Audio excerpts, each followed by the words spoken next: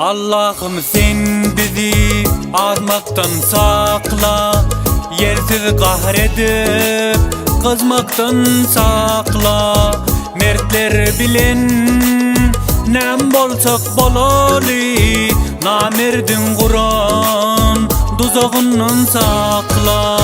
Yaradan yad etme ilimnen meni, bilmen ayırma gülümnen meni. Canım barça ene dilinde sözleyin, bigana etmege dilimnen meni.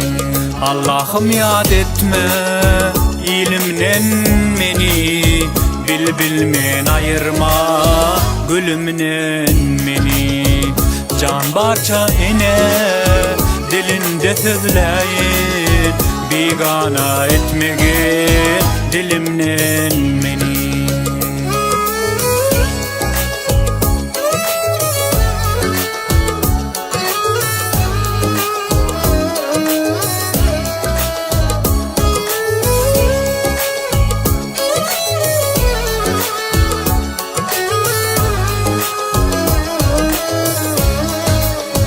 Dilin üçün mekan bağla bilini, soğab işlere açık tut elini.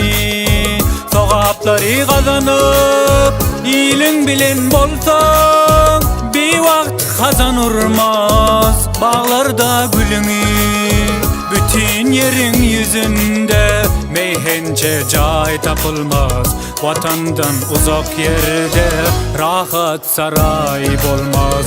Göbek kanın daman yer kışkı yürekte bolsa, kalpta ondan başka cay tapılmaz. Allah'ım yad etme ilimnen meni, bilmen ayırma gülümnen meni.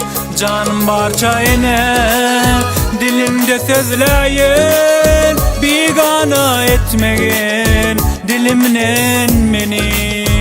Yaradan yad etme ilimnen meni, bilmen ayırma gülümnen meni.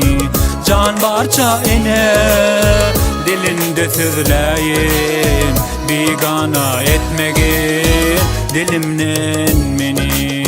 Bigana etmegen dilimnen meni. Allah'ım yad etme ilimnen meni.